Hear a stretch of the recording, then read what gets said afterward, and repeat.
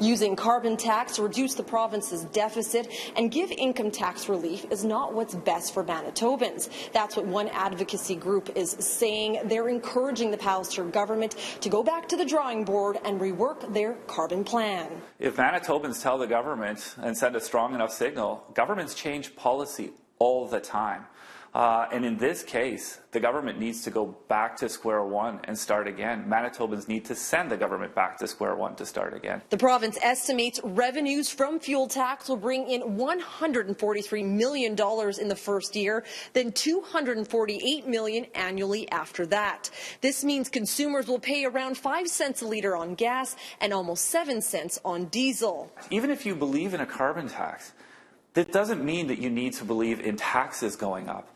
The government could have reduced other taxes. It could have gone further on the basic personal exemption, gotten Manitoba closer to Saskatchewan and other provinces. But instead, they left the weight of a carbon tax on Manitobans instead of providing other relief, and that's wrong. Finance Minister Cameron Friesen says there's no choice in the matter. The government has to impose a carbon tax.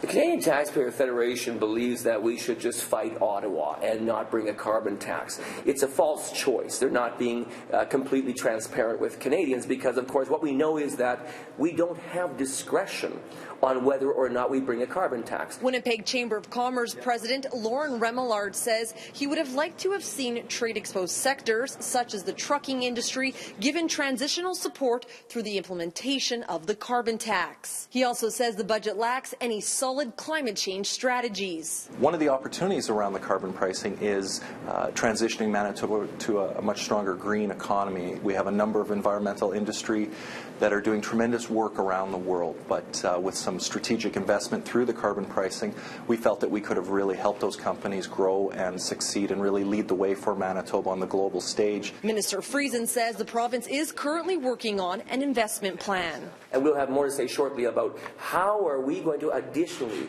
invest in green for the new technology, for battery storage, for bus transference to better systems off of conventional fuel burning. And these are all conversations we'll have and good investments that we will make. Now, even though the carbon tax won't start until September 1st of this year, income and business tax breaks won't begin until January of 2019. From the Manitoba Legislature, Cheryl Tasaskew, City News.